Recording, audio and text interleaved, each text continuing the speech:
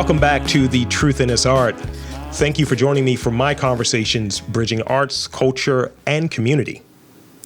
I am your host, Rob Lee.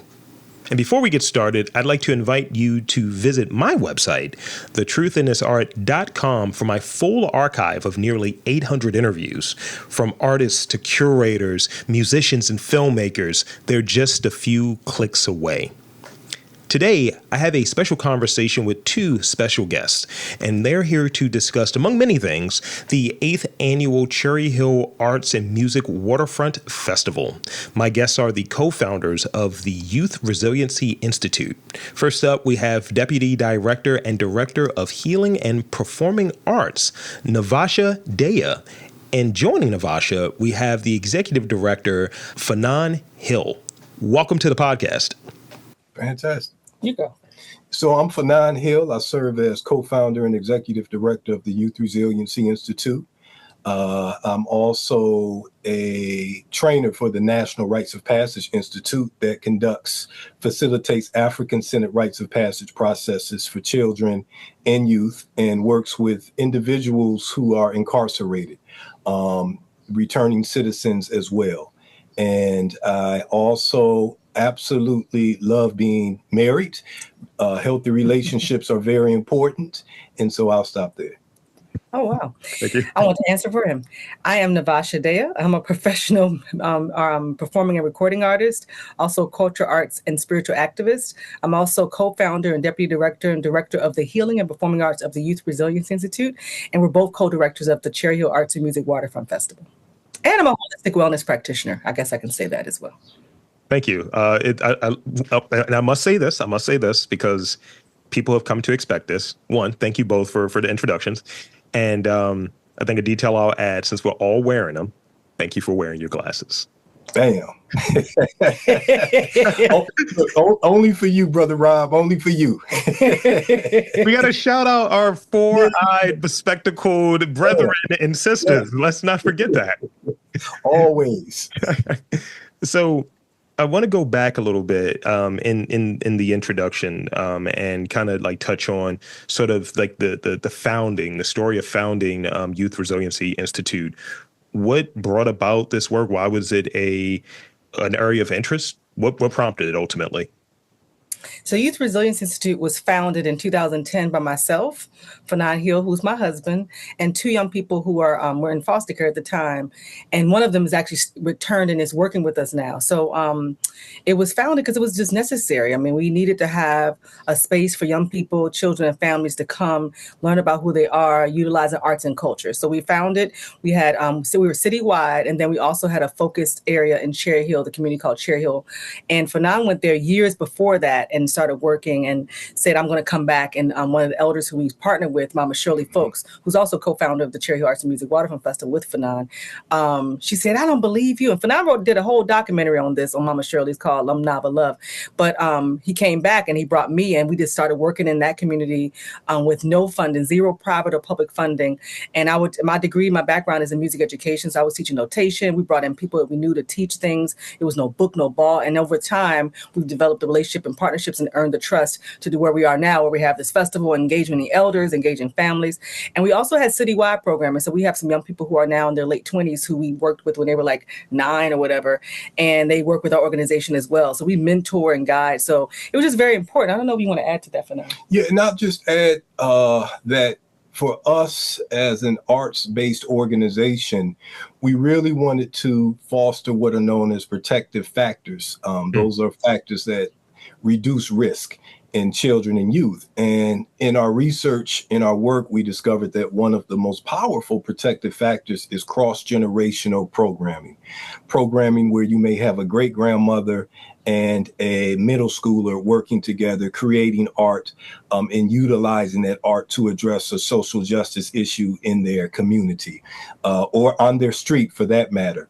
And so to be able to work with the entire family unit has been very rewarding and has allowed us to learn, to grow, in our own right as practitioners and as members of the community.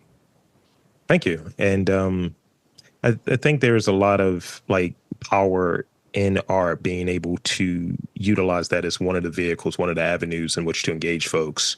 And I want to get sort of the art story from the two of you, or that early creative story. I realize that's something I got to ask. But, in doing this, the sort of genesis of this, I talked about it and the timeliness of it. We had a debate yesterday, right? And, one of the participants in it was one of the accelerants that prompted having these sorts of conversations, talking to folks about what's really happening in a place, and using arts and community culture, all of that is sort of the entry point to get into those conversations, to discuss what's really happening in a sort of real way. And it's not going down a political lane or anything along those lines, but it's like, places that have people that look like you and I, it's bad. It's this, it's that. And it's like, you're not talking to those people. You're having conversations with, you have no idea what's happening there. Correct. So I think, as far as why I started going about this in that way, I think arts is a nice cross section. It's so many different people, so many different stories. And a lot of times you find that people are told that their art, their story, their thinking doesn't matter as much. So I wanted to do my little part to try to change that through this podcast. Yes. And thank you for it. Thank you. It's very important. So I got to ask, thank you. And so I got to ask, what was one of those first or early art experiences for you that kind of led to this path? Because it's not just, I was an accountant and then I said, I'm going to dive into being around arts and being involved in the arts to a capacity. So talk about a little bit of that. One of those early art experiences that kind of, you look back at and that's where it started. Wow. Do you want to go first? Sure. I mean, that's a very important question. And thank you for asking that, because it allows me to really give honor to those individuals, those communities that nurtured me and inspired me to do the work that I'm doing today. And one of those individuals, his name is Daryl Rippey. He's a poet from Cleveland, Ohio. When he was 16, he was in a terrible car accident and now walks with the use of a cane. He's one of the most resilient individuals I've ever met, and one of the most profound poets I've ever met. When I was about 5 years old, I remember being at a Kwanzaa celebration in East Cleveland, Ohio, where I'm from, and being in that front audience and watching him, feeling his energy as he was sharing his poetry with not just us at that Kwanzaa, but seemingly with the world. It's as if he was looking directly at us and simultaneously he was in Africa, he was in Jamaica, he was in the Ukraine, right? Speaking to those mothers who have lost, children to violence. But he would always recognize the humanity within young people at those Kwanzaas. Who are you? What is your responsibility to the world? And, you're only like 5 years old. You say, what my responsibility to the world? What about my responsibility to my mommy and daddy? Right. But he challenged us, and he would always leave with sharing the fact that we have a song, we have a story that we must share, we must sing if we are all going to be free, because freedom is a journey. And he would always remind us of that. And so working with young people, loving working with young people, working with families, my lineage goes back to those engagements with Daryl Rippey. So once again, thank you for that question. And thank you, Daryl Rippey. Wow. I was listening to Fanon as he was speaking, and I was like, Lord, what do I say? Because I came out the womb artsy. I came out the womb singing and dancing. I came out the womb, learning, parents teaching you how to meditate. All these things that I am is how I was raised, similar to Fanon in that way. And so I'm also East Cleveland, Clevelander as well. So that's a whole nother story that you're going to probably ask us about. And then, so my father sung professionally as a child, and I come from a lineage, both sides that sing and bring the spirit when they sing. If it's church and in any environment, to bring the spirit. And so, but I was trained in ballet from age 3, and I was the only Black girl in the class. So I had this dance background, and I was singing with my family, making up songs. And then when I was 10 at a Kwanzaa, because our Kwanzaa community in Cleveland is very strong, by the way, and it was very fun growing up, and that's a whole other conversation as well. my first solo in my whole life was at a Kwanzaa. I was 10 years old singing the Azanian Freedom Song about Stephen Biko from Sweet Honey in the Rock. My whole family would sing Sweet Honey in the Rock songs. We were asked to do that at different community events, and at Kwanzaa's we did it every year. So my first solo in my life was at a Kwanzaa. At 10 years, I was like crying for dying for crying, like at 10, right? Yeah. And full circle, I sing with Sweet Honey in the Rock. I auditioned for them in 2013 and then sung with them for like 3 years. Just sung with them at Keystone a couple weekends ago. So that's full circle, right? And I told my family, we're singing them songs wrong. And I'm just like, but some of the parts. But for me, I had such great teachers, my parents being the first. And then I went to School of the Arts from age 9 till 18 in Cleveland. Our School of the Arts is awesome, by the way. It was like fame. And so it was fostered. My dance thing was there. Then I decided to go into music. So, and then we had people like Chuck Davis, who is, back in the day, there was so much money for arts in the United States. And so we had these cultural experiences where schools would have cultural assemblies and you would learn about African dance. I was in an African dance company at 13. And, so I had all these experiences that led to me. I knew at 4, I told my mother I wanted to be a professional singer. My sister under me, who's now a medical doctor, once said she wanted to be a doctor. So I get to do what I said I saw myself do. My parents fostered that and provided elders and teachers to make sure it was fed into me and poured into me. So that's my experience, and it's expected. And I really, really am thankful for the gift, thankful for this work. And then also with Fanon, partnering with him, he brought me into my community organizing part of myself, which is from my lineage as well. And so I did the spiritual healing all the time. I sung and I taught children. And then when I got with Fanon, he brought me into my community organizing lineage that I have from my parents. My parents both do that. And so it's very easy for me. It's very fun. And I love people. So I'm going to talk to everybody. And I love talent from adults and children. I'm asking everyone, can you sing? I don't care if you're 80. Yeah. I'm always trying to recruit people for arts all the time. And so for me, it's just giving back in that way. I was fostered in my arts. And so I just want to make sure I pour that back into other people. And then we're really into healthy cultural identity. So we utilize that in our work, and along with being civically engaged. So our young people have to speak at public events. They have to go to safety meetings. They have to meet public officials. Our elders, we're getting them to speak out. Like, what do you want to do? So it's not just making art, it's actually self-development, but also in understanding and healing, but also what do we want to do about these issues we see? So we think that's why our work is very fluid, because when things come up, we address them through the arts. Wonderful. And definitely there's alignment. I always talk about arts, culture, and community, and that's what I'm hearing. So, and real quick, because I hear the Ohio of it all, right? How did Baltimore come? How did Baltimore become like a location? I'll go first this time. So I came here. I had a full scholarship to Berklee College of Music, and my teacher said you need to go to Morgan. I got into a couple of schools. Morgan was one of them, and Morgan had the best HBCU choir at the time, because Hampton did at first with the late Roland Carter, and then the late Dr. Nathan Carter started writing arrangements of Negro spirituals, and so I came to Morgan. He didn't know who I was, and then I became president of the choir later on in time. He knew who I was, and so that's what brought me to Baltimore, and I've been here since '93.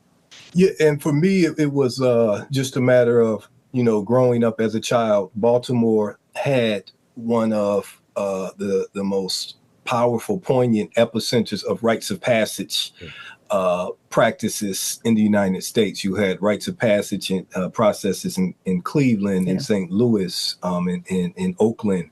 And Baltimore had a very profound rites of passage process that they had implemented with a lot of different practitioners at the time. This was like during the early 80s. And 90s, actually. And I remember coming to conferences, rites of passage conferences in Baltimore, and those conferences actually introduced me to the pulse of Baltimore City. And beyond that, my sister, she actually graduated from Goucher. I would visit her, my baby sister, and, slowly fell in love with the city. I completed a youth development fellowship, True Mark Fellowship at Case Western Reserve University. And at that time, Baltimore was also known for having some fierce organizing, youth-led organizing projects, initiatives, and actions. And so I really wanted to immerse myself within that culture at the time, and to be able to contribute, to learn, and to grow. And so, ended up relocating to Baltimore City, and Navasha and I reconnected as East Clevelanders in Baltimore City. Yeah, it's a nice story. It's great. And Navasha, I'm a Morgan alum as well. So MSU. Yeah. It's it's one of those great experiences. Yes. Class of 07, but I still remark. Oh, wow. Okay, yeah, you're a little behind me, but yeah, a little tiny bit. No, I'm teasing. It was just a great experience, and yeah, it led me to these one of these black jobs. uh, so in transitioning a little bit towards, let's talk about the festival. Let's talk about the Cherry Hill Arts and Music Waterfront Festival.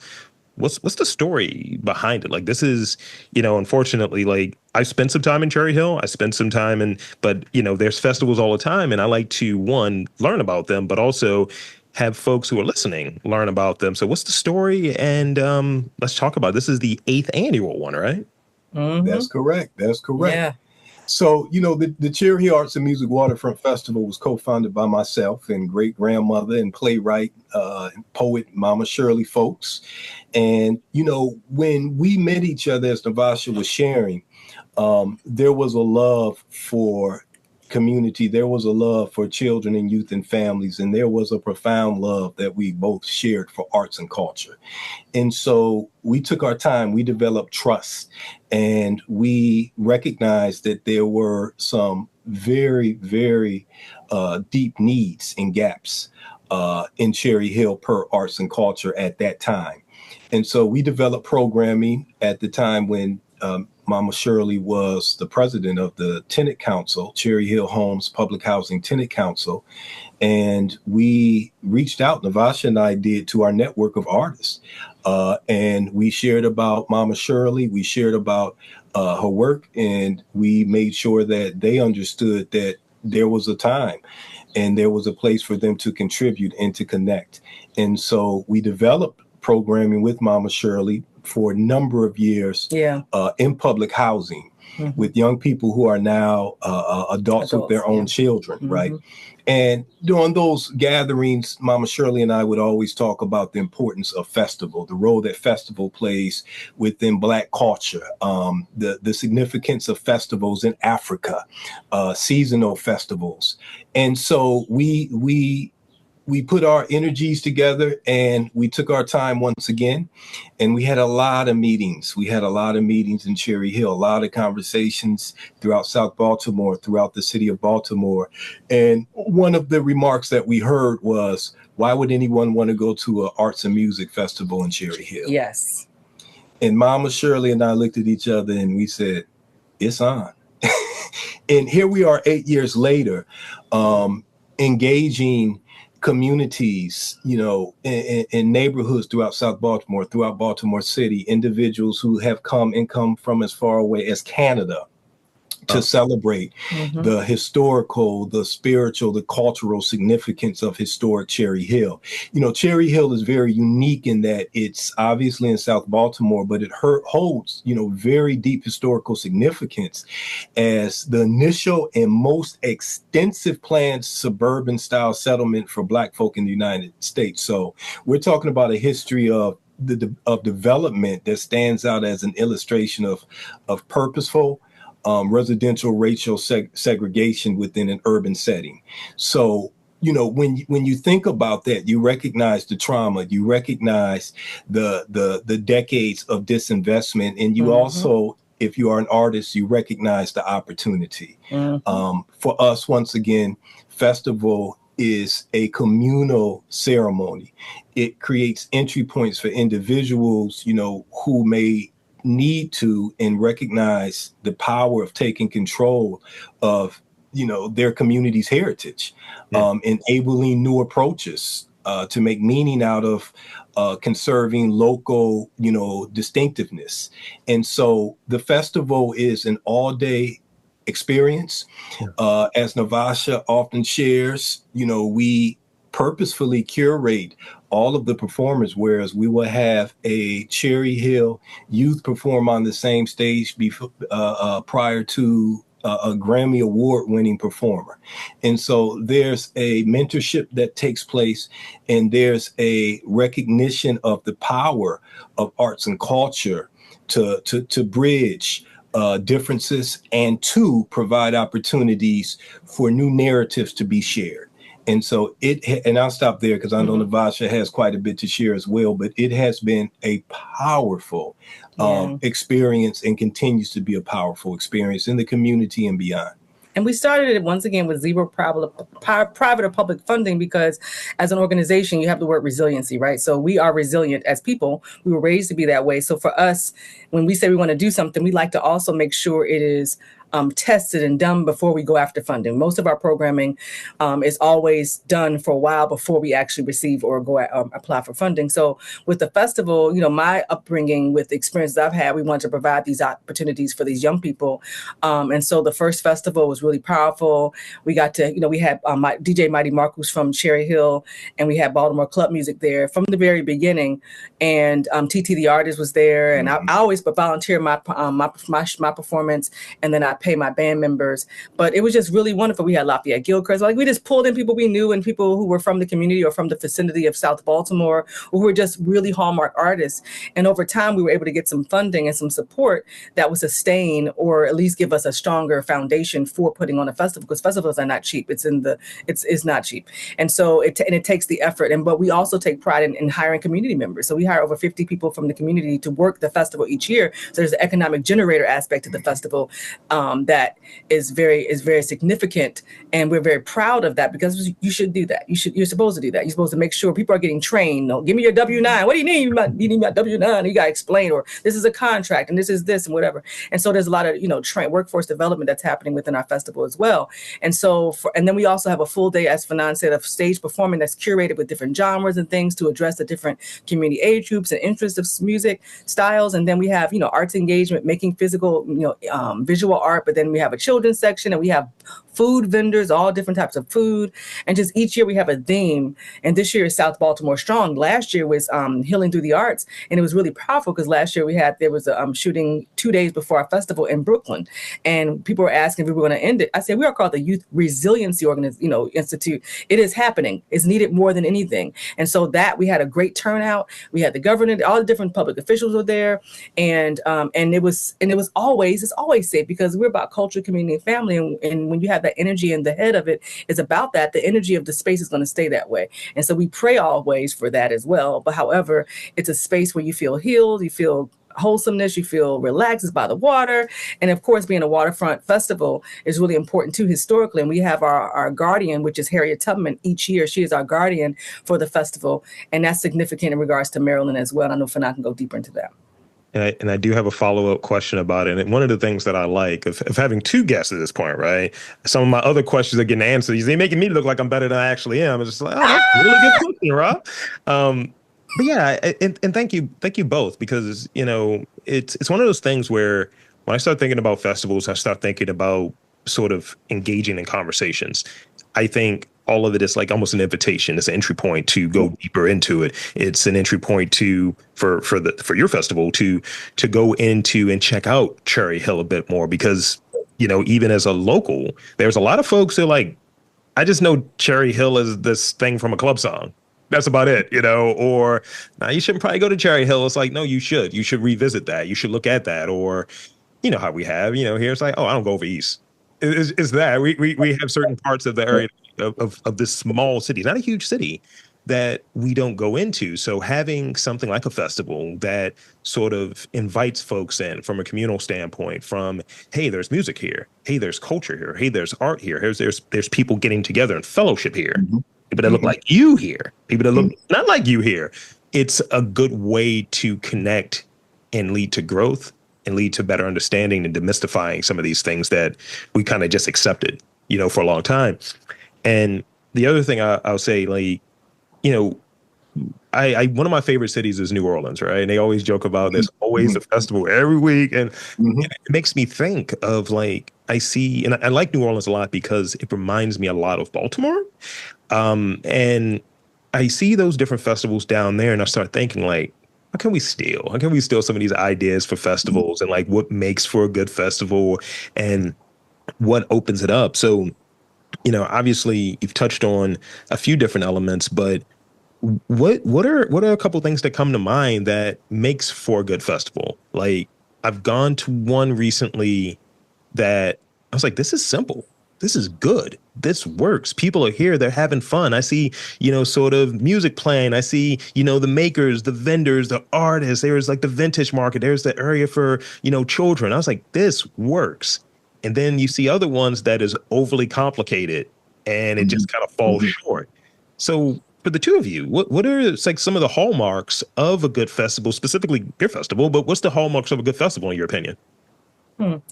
I guess I'll start in saying that, to me, anything you do, if you're a visual artist, you're an artist, if you are anything you do, you need to have set your intentions to a space. You have to say, what are your intentions? Our intentions, at least from my standpoint, is about culture, community, and family, and celebrating the community, celebrating the side of Baltimore, not just Cherry Hill, but all of South Baltimore, where over the Hanover Street Bridge historically has not been invested in. There's a lot of development happening now, but that's way after the fact. We've been there for 14 years. Okay. We witnessed the journey of it all. Right. So celebrating. And even we were even told when we named the festival to be, to maybe reconsider because things were coming down the line and we didn't know I didn't know what they were talking about, but we were like, no, you have to name it and claim it. Right. And because our festival is South Baltimore Strong Theme now, there's also this element of we've always invited people from all around South Baltimore to vend. We utilize different vendors and different businesses to pay them for different things like printing and stuff. So keeping the money within South Baltimore is very important to us as well. Economics is really important. This country is built on a lot of that. So we're very mindful of land and economics as it relates to our people in the city, in the neighborhood of South Baltimore, because it's very diverse racially and everything. And so for us, it's about what are your intentions with the festival? Ours is culture, community, family, providing a space for artists in South Baltimore to be able to express themselves, to celebrate a community that historically was redlined, and also to give light over these communities over the Hanover Street Bridge and to show that there is vibrancy, there's beauty, and there's unity in this area, and to provide a professional experience that's still rooted in community. So people don't always understand how to balance that. They have to learn from people like him, community organizer, of how do you do quality work and still stay rooted in the people. People get really into like looking good, getting money, all these different things. And it's not about that. It's about how do you stay intentional and with integrity about the historical aspect of that area. And honor that. Because if we have honor in every neighborhood and every place, then we would actually learn about these places from this festival kind of standpoint. Because this is a way to express and share about the history, to learn about it, to walk around and feel the energy and the vibe of Middle Branch Park and the Patapsco River, which we have a song about, by the way. And Patapsco River Love, little drop. And so it's like, it's important to have your intentions in check versus maybe you're trying to make money, maybe you're trying to do something else. But for us, it's about culture, community, and family, and making sure we're providing a platform for the platform of these people on over the Hanover Street Bridge, and Middle Branch Park as a backdrop and a landscape. Great. I don't know. I said a lot. Yeah, I mean, talk that talk, please.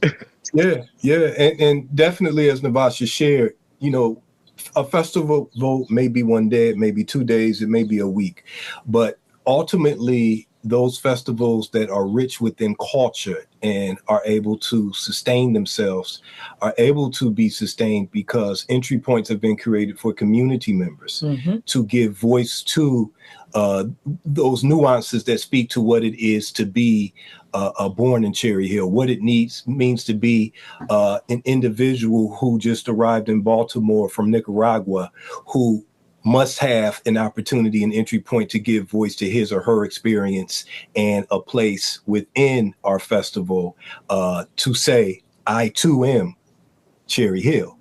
Right. So how you are able to constantly evolve, and you are only able to constantly evolve if you're creating those spaces, liberation spaces for community members to give voice to the character, the tone, the heritage of their community through festivals. So festival may be one day, but we're working year round, preparing for the festival. And that's really, behind the scenes where the magic takes place in terms of the programming, in terms of those important conversations, per recognizing that there's not one voice in Cherry Hill, there are multiple voices. And if there are multiple voices, then how can we use art to make sure those who feel as if their voices are never heard are able to contribute? And so that takes more than a day, and it takes patience, and it takes being open to learning.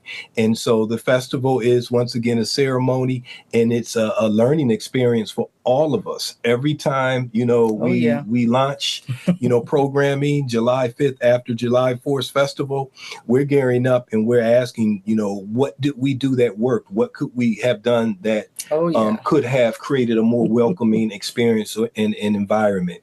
And so we are a waterfront creative Black community. It is not the Cherry Hill Arts and Music Festival. It's the Cherry Hill Arts and Music Waterfront Festival. Our festival is free. Water is a commodity. And you have waterfront festivals, and the first thing you see is a price. This is the admission fee to enjoy this waterfront. We're saying, no, we are one with this waterfront. We're going to fight to keep the festival free. And we give thanks for partners like South Baltimore Gateway Partnership with Brad Rogers, Liz, Ethan. You have some individuals who understand the historical aspects that require one to deeply plan, to engage in festival, and to make sure that we get it right. We have to get it right to honor those ancestors in Cherry Hill who were not born in Cherry Hill, who were not raised in Cherry Hill, but they came to Cherry Hill. They moved to Cherry Hill because that was the only place they could live, because of redlining, because of racist covenants. And so how do we honor that legacy and inspire younger generations to also honor that legacy, and to recognize that this festival is not the Youth Resiliency Institute's festival. This festival is your festival. You're in third grade. You're going to be running this festival. Yep, you're going to be on stage singing something. You're going to do something. That's where the tutelage comes in. So, once again, Rob, I appreciate that question, because, we rarely get to speak about the mechanics, the machinery, and the little bit of work, the courage that it takes from partners such as South Baltimore Gateway Partnership to say, hey, this is something that we're going to do, even though people are saying it's never going to work. Why would Cherry Hill? Why does Cherry Hill need arts and culture? Aren't there other serious needs? And now here we are, eight years later, and we get folk who are on the front line of all sorts of social justice causes who say we need to be at the festival because you connect the community with these resources that we're providing to make life better for them. Who would have thought arts and culture could do that? Who would have thought? Thank you. That's great. And I think it's good to be able to dive into that and open that up a bit, because folks don't really get sort of the mechanisms behind the thing. Like I was waiting for that piece to come out of like, after the festival, it's like planning for number 9, if you will. Oh yeah. And so I definitely have added a question later in the rapid fire portion that'll dive into that. But I got 3 more real questions, I like to call them, before I go into the rapid fire. Yeah. And I definitely want to talk a little bit about the cultural and celestial legacy of Harriet Tubman and its influences on YRI. Let's talk a bit about that.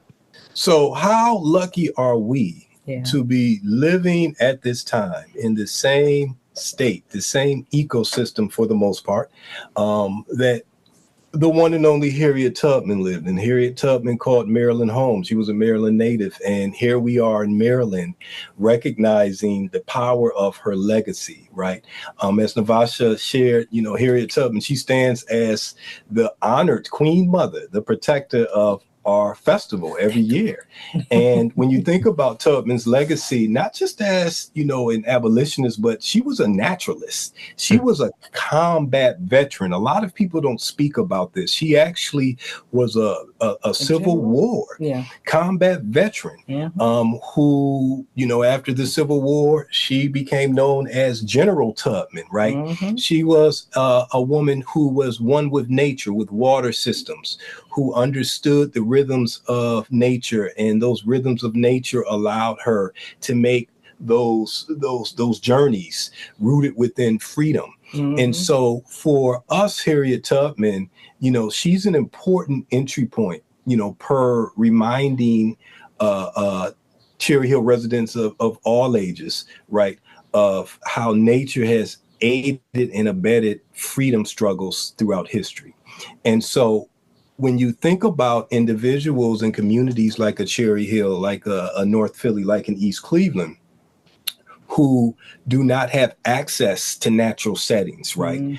Who do not feel as if they have been or are welcome within park systems, within natural spaces, it becomes important to create a bridge so as those populations understand that, no, you have every right to be here. So for us, Harriet Tubman, us sharing about her legacy creates those entry points for individuals, community members to say, wait a minute, I need to revisit my relationship with Middle Branch Park, with the Patapsco River, my relationship and my responsibility in terms of contributing to this park, making sure this park remains healthy, making sure the Patapsco River is activated with activities that are culturally responsive, that honor our heritage and our decades long, relationship with the river.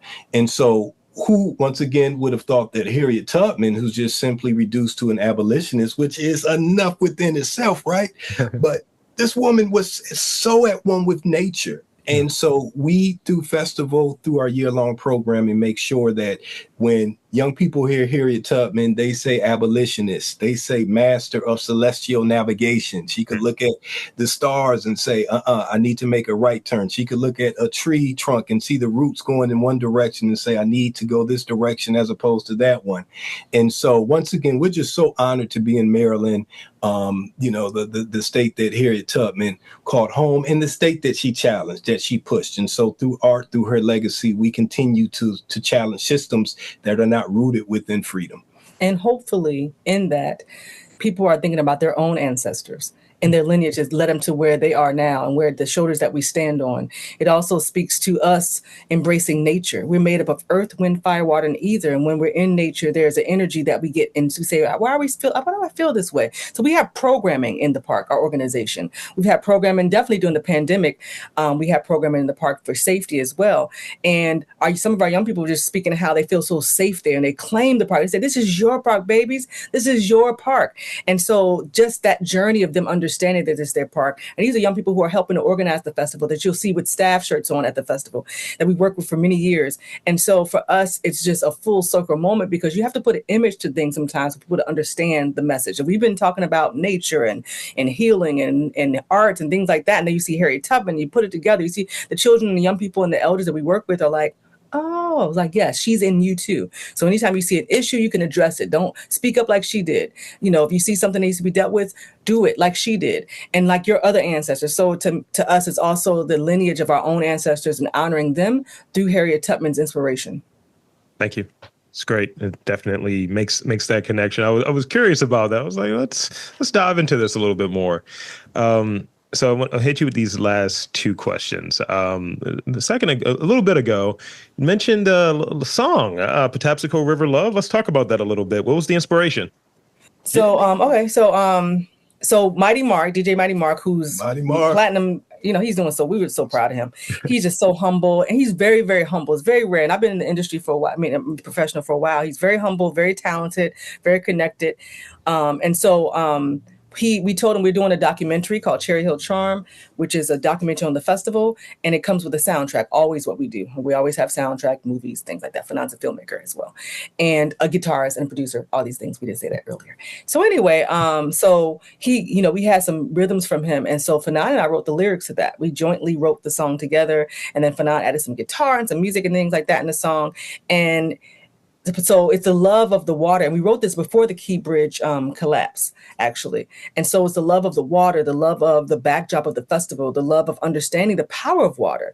One year, our theme was water has no enemy, actually, during the pandemic. So the power of water, the power of this appreciating this water, appreciating this river, because around the world, we're struggling with water right now. If you go to other countries, when you travel, you'll see, okay, water is really important. Here, we kind of take it for granted, but just the pathway of water for freedom, passageways, water for health and diet, water for peace. So water, brings food for people who eat fish and things like that. So it's just, just kind of the power of that. And so it's our love letter to the river that supports the festival and supports these communities that we provide arts and culture in. And I'll say that. And what do you want to add? Yeah, I think you summed it up. And, lastly, I'll just add that it speaks to the importance of connecting younger generations, children and youth, to advocacy, environmental justice advocacy initiatives in their backyard. And so, the Patapsco River, you look out your window in Cherry Hill, and there she is staring right back at you. And so how to celebrate the culture of this waterfront community known as Cherry Hill through celebrating the beauty of the Patapsco River and the responsibility of us as adults to introduce these narratives, important information about the Patapsco River. So young people in Cherry Hill grow up saying, yes, that river, I'm at one with that river, and I have a responsibility to maintain that river, making sure that the river, remains clean, that the river is indeed activated with activities that speak to what I want as a community member that I may not be receiving as a community member, that I have the right to advocate for and to fight for in my own community. Thank you. And it's good. It's good because, it's one of the things I touched on earlier, of when, there's two folks on, it makes my job look a little bit easier because my last question he actually answered. So Hey. shout out to y'all. I love when people are thorough. I was just like, this is great. Just answered it because I was curious about sort of the connection to the festival, but now it makes so much sense, the connection to the documentary as well. So it makes so much sense. And that filmmaker piece and the guitarist piece that wasn't in the intro there. Okay. Yeah, I'm a revealer. She got that in there, didn't she? I'm a revealer. I'm going to shout him out because he has so many. He's not going to do that. I mean, he does a lot and he cares deeply, and so I just want to make sure his talents are acknowledged as well. So I'm very impressed because anyway, I can go personal, but he's good. He's good. He's very soulful. That's great. And so with that, we're definitely tap back in a moment after we wrap these rapid fire questions up. Yep. But definitely the shameless plug portion, always have shameless plugs at the end. So we'll definitely have those as well to, let folks know where to find out all of the details about the festival. So I got 3 rapid fire questions for you. Mm-hmm. And it's like that thing that's saying, like, I said what I said. It's like, no need to overthink it. It's just like, this is what it is at this point. All right. So here's the first one. What's your favorite travel destination? Japan. Go on, tell me more. Well, I go there. I mean, I perform there. And so I miss it too, because since the pandemic, I haven't been back for, because of just the strictness of it. But Japan, the Pacific Ocean has a different energy, obviously, because they didn't have the transatlantic slave trade. And you can clearly, from me, I can feel the difference over there versus when you go into Africa or going that side when I travel.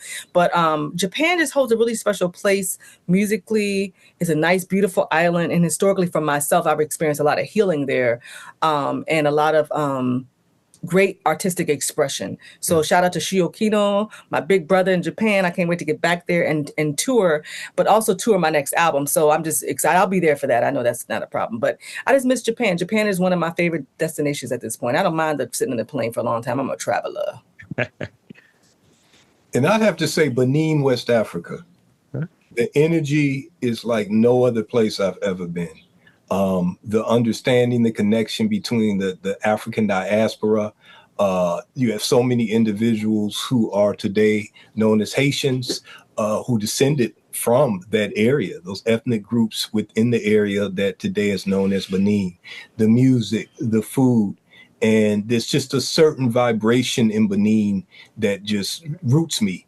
And I feel very at one at home in Benin. The spiritual traditions in Benin are just potent. That's all I'll say. They're potent, they're poignant, and they are just so regal, so beautiful. The art in Benin is just regal. It's just beautiful. So definitely not overthinking it, Rob. Benin, Benin, Benin.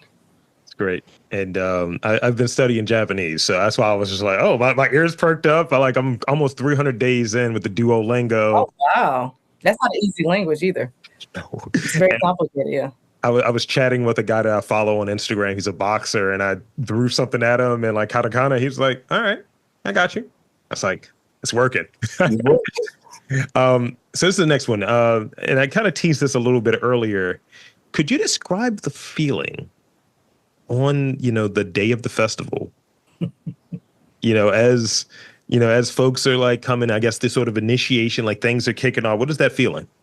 Oh, ooh, great. Well, question. that is a question. So initially what happens is at 6 in the morning and 5 in the morning, Miss Navasha is getting up and doing stuff. I'm gonna speak for myself. And at 7, the stage is coming in and Navasha is directing the stage. Like it's a whole lot of preparation and setup, right? And at 1 o'clock, I want to say 12, maybe it's around 12 because Avengers are still coming and stuff. Because we have people who coordinate things, but we're overseeing it. By the time it settles, I go, And I just feel good. I just feel like, I feel like we're creating this party, this experience, initiation party experience, celebration for people to come to. Not the pressure of decorating and nothing like that, but just like this space for the experience people may need. Yeah. And so to breathe in that and then see the children dancing and jumping on the bouncy houses and eating food and people walking around and then, performing, it's amazing. It always comes together, but it's always like this movement of quick movement, quick movement, quick movement. People asking us questions, and each year it gets easier. And it's just what it is, you know what I'm saying? And then you have the end of the night where we have our own Cherry Hill Arts and Music Waterfront Festival fireworks that we have courtesy of support from South Baltimore Gateway Partnership that happens right there on the Patapsco River at the same time as the one downtown, 9:30 p.m., by the way.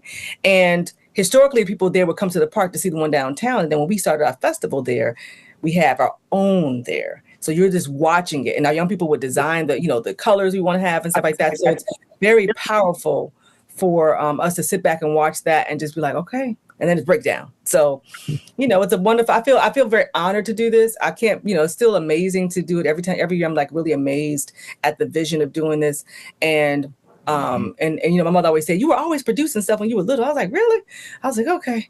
But it's beautiful. And to be able to provide support financially for people who are working the festival, I'm very aware of, you never want to shame people. You don't know what people's money is like. So we're very sensitive to that as an organization too. So to provide that space as well for community members and other artists and just showcase, seeing people perform on stage like, Ms. Navasha, that was great. I performed. That can't wait to next year. I'm going to get this. I'm going to do that. I'm like, man, that's the point. We're supposed to be like, I'm at the age where I'm reaching forward to be mentored by elders, but I'm reaching back to bring people with me. So it's like a beautiful space to be in where you're like mentoring and being mentored. And so just to have that space and have these wonderful artists like Sister Carol and people like that performing on the stage, Moni Love last year, like, man, it's the bomb.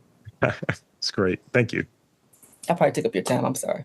You think you did? Absolutely not. Absolutely not. Yeah, my response is easy. It's that 6 a.m. morning view, being in total serenity, looking at Middle Branch Park, on the banks of the Patapsco River. The Patapsco River, the sun is just dancing, off the surface of the river. And it's as if the park is sanctioning us and giving us permission to proceed.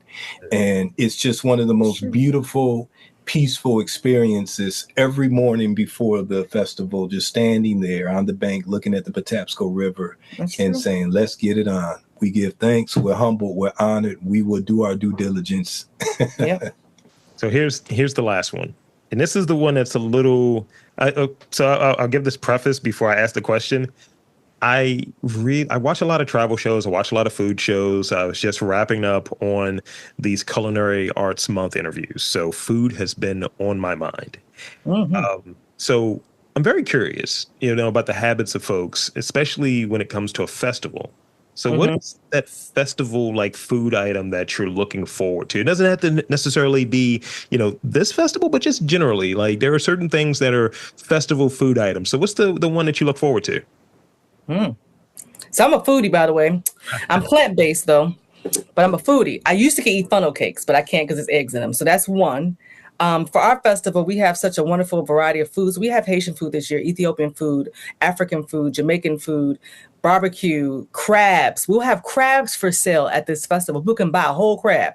And then there's ices and popcorn. And, so to me, it's like a smorgasbord. You could just go back for more. It's like a greedy time. Just bring your money and be greedy and just come get everything. You know what I'm saying? Like come get your drinks, come get your slice, icy things. Come get your, you can say, I'm going to try that. Let me see what you got. I'm going to go get some of that. Like that's the best part about festival. Then you get to go see different vendors, t-shirts and earrings and stuff that you don't have to go to a store and drive around. You can just get up off your chair and go over there and get some food and buy something real quick and sit back down, get somebody from their birthday. So to me, I think festivals in general, I can't say one food, is that you get to try different foods that you normally would not try in another setting. And you're in nature and at our festival by the water. And so you listen to music, eating delicious food. There's something about that that's really powerful and hearing that good music all day. So it's just like tasting food, water. I mean, it's just really special. Yeah. Lemonade. Nothing like you're hot, you're sweating profusely. You need, something to refresh your energy, your spirit. And there's always that vendor who has, the 1,500 fresh, bright yellow lemons just staring right back at you. and you get that homemade, you get that festival made lemonade with the ice. You take that first sip and you say, I'm home, baby, I'm home. That's usually the most popular person at it's like, Yes. yeah, that line looking like over there, the lemonade stand. I don't know, maybe it's something from like childhood or something. Like I never had a lemonade stand, but I've seen a fair amount of them and I have purchased them. So that's kind of it for the podcast. So there's two things I want to do as we kind of close out here. One, I want to thank you both for coming on and spending some time with me. Thank you. Yeah, and two, I want to encourage both of you to shameless plugs, like share information, website, social media, all of that good stuff, so folks can be up to snuff. So the floor is yours. So www.cherryhillfest.com has all the information, has the free parking locations, because you're not able to, there's no public parking on the actual footprint of the festival or the parking lot at Middle Branch. That's only reserved for VIP and artists, and you have to have strict credentials for that. But there'll be signs directing you to the free parking for our festival at different locations: MedStar Harper Hospital, the Middle Branch Wellness, and then a new space we have at 3030 at Waterview Avenue, where you park. We have a free shuttle company that comes and brings you back and forth the whole day, all that footprint.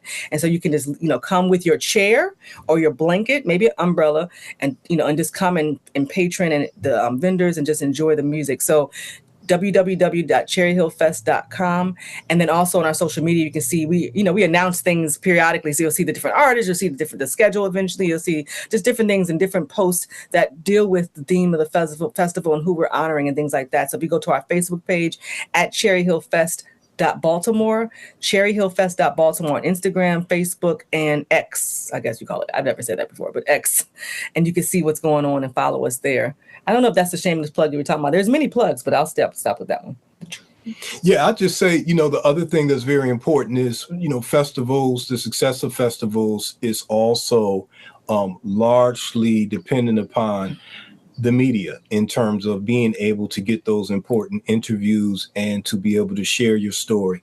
And so, Rob Lee, for your listeners out there, your podcast is serious, it's deep, it's fun, and we support independent Black media. So thank you for what you do, because it takes work, it takes a lot of research, and you top of the game, my brother, the questions you ask. So for all those listeners out there, please also spread the word about this podcast. And let somebody know. Follow.